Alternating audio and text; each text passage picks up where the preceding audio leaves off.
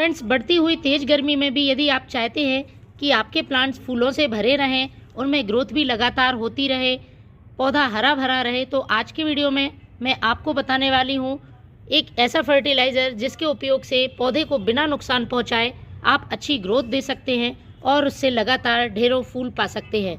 चाहे गुलाब हो, गुड़हल, अपराजिता, मोगरा, सभी फूलों वाले पौधों के लिए बेहद ही उपयोगी ये फर्टिलाइज़र पूरी तरह से ऑर्गेनिक है। प्लांट पर किसी तरह का कोई साइड इफ़ेक्ट नहीं होता है। इसके रिज़ल्ट देखकर आप हैरान रह जाएंगे, क्योंकि मैंने लास्ट टाइम जिस पौधे पर इस फर्टिलाइज़र का यूज़ किया था उस पर मैं आपको रिज़ल्ट भी दिखा देती हूँ। तो फ्रेंड्स देखिए, ये मेरा वो प्लांट है जिस पर मैंने इस फर्टिलाइज़र का यूज़ किया था। पूरी तरह से सूखने की कगार पर ये पौधा पहुँच गया था और इसमें मुझे नहीं लग रहा था कि मुझे इस तरह से रिज़ल्ट मिलेगा। ये है गंधराज का पौधा। मरते हुए पौधे में भी फिर से जान आ गई है और प्लांट ने देखिए नई ग्रोथ शुरू कर दी है। इसके साथ ही इसमें काफ़ी अच्छी बड्स भी आ गई है।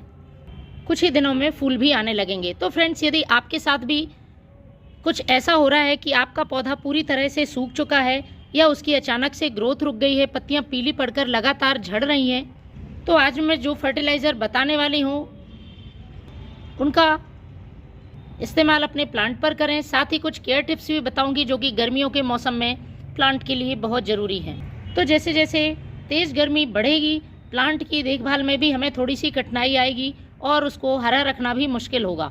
तो सबसे पहले ध्यान रखने वाली बात है कि आपको प्लांट पर किसी भी तरह के केमिकल, फर्टिलाइज़र, इंसेक्टिसाइड, फंगिसाइड का यूज़ नहीं करना है। जितना भी फर्टिलाइज़र आप प्लांट पर यूज़ करें पूरी तरह से ऑर्गेनिक होना चाहिए, क्योंकि ऑलरेडी प्लांट तेज़ गर्मी की मार झेल रहे होते हैं। ऊपर से हम बार बार उनको केमिकल फर्टिलाइज़र देते हैं तो पौधे ग्रोथ करना बंद कर देते हैं, उनमें फूल नहीं आते हैं। दूसरा काम, आपको प्लांट में सूखे हुए फूलों को समय समय पर हटाते रहना है। इसके साथ ही जिन भी प्लांट्स में सीड्स बन जाते हैं, जैसे कि अपराजिता का पौधा फूल बनाने के बाद सीड्स बनाना शुरू कर देता है, तो सीड्स की आपको ज़रूरत नहीं है, तो उनको भी आप समय समय पर हटाते रहें। तेज़ गर्मी में आपको प्लांट की हार्ड प्रूनिंग नहीं करनी है।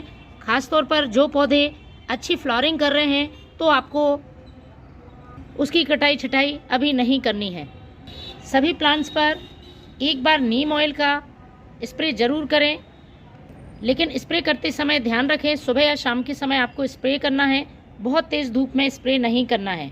तो आपको इस तरह से वाटर सॉल्युबल नीम ऑयल ले लेना है। 1 लीटर पानी में 3 से 4 ml नीम ऑयल मिला लें, अच्छी तरह से मिक्स करके स्प्रे बॉटल में भर लें और अपने सभी प्लांट्स पर अच्छी तरह से स्प्रे करें। ये सभी काम आपको अपने सभी पौधों पर करने हैं, चाहे फूलों वाले हों, फलों वाले या सब्जियों वाले पौधे।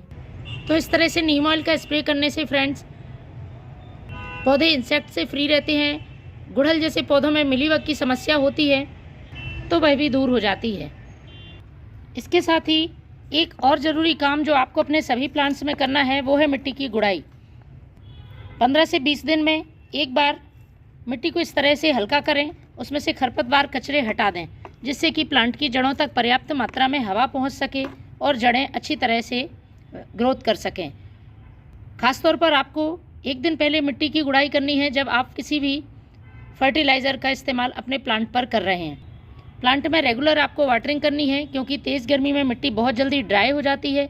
मिट्टी में नमी बनी रहे इस तरह से आपको वाटरिंग करनी है। ड्रेनेज होल ठीक रखें जिससे कि प्लांट में मिट्टी में पानी ज़्यादा देर तक भरा ना रहे। अब बात करते हैं फर्टिलाइज़र की। तो पौधे के लिए NPK के साथ साथ कई माइक्रोन्यूट्रिएंट से भरपूर ये फर्टिलाइज़र प्लांट की मिट्टी को भी उपजाऊ बनाएगा और पौधे की ग्रोथ में मदद करेगा। साथ ही इसमें मौजूद पोटेशियम प्लांट में भरपूर मात्रा में कलियां बनाएगा। तेज़ गर्मी में भी आपके पौधे फूलों से भरे रहेंगे। तो 2 तरह के फर्टिलाइज़र का यूज़ मैं अपने पौधों पर करने वाली हूँ।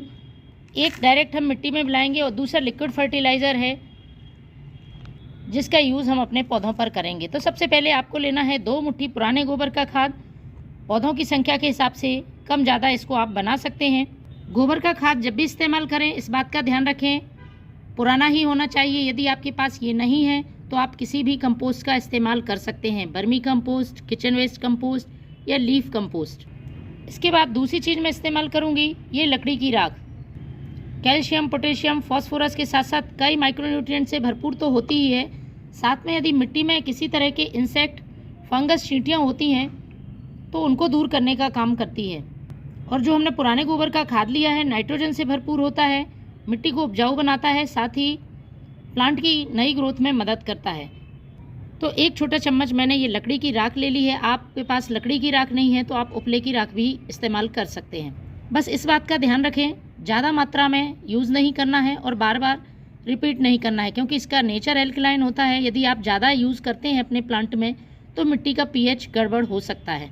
तीसरी चीज़ पौधों के लिए बहुत ही उपयोगी है और बिल्कुल फ्री की है, यह है नींबू के छिलके। इनको आपको अच्छी तरह से सुखा लेना है और उसका पाउडर बना लेना है। विटामिन सी के साथ साथ कई पोषक तत्वों से भरपूर होते हैं। प्लांट की मिट्टी के पीएच को एसिडिक कर देते हैं। एसिडिक सॉइल में पौधे बहुत अच्छी फ्लावरिंग करते हैं। इसके साथ ही ये प्लांट की इम्यूनिटी को भी बूस्ट करते हैं। पौधा जल्दी से बीमारियों की चपेट में नहीं आता है। तो 1 छोटा चम्मच हमें ये नींबू के छिलके का पाउडर ले लेना है। सभी को अच्छी तरह से मिला लें और प्लांट की मिट्टी में पॉट की साइज़ के हिसाब से 1 से 2 मुट्ठी आपको इस खाद को डाल देना है। मैं रोज़ प्लांट में आज ये खाद देने वाली हूँ और पॉट काफ़ी बड़ा है, इसलिए मैंने इसमें पूरे खाद को मिला दिया है। अब इसके बाद हमें वाटरिंग नहीं करनी है, मिट्टी से अच्छी तरह से कवर कर लें। अब हम दूसरा फर्टिलाइज़र इस्तेमाल करेंगे।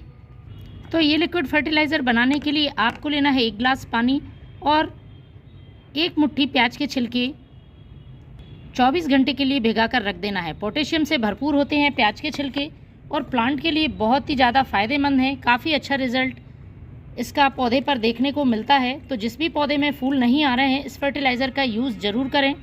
तो हमें इसे छान लेना है और जितना भाग आप फर्टिलाइज़र का ले रहे हैं उतना ही भाग आप सादा पानी मिला लें और इसके बाद आप इसे भी मिट्टी में डाल दें। तो फ्रेंड्स, इस तरह से सही देखभाल और सही फर्टिलाइज़र के यूज़ से गर्मियों में भी आप अपने पौधे से ढेरों फूल ले सकते हैं। Thank you.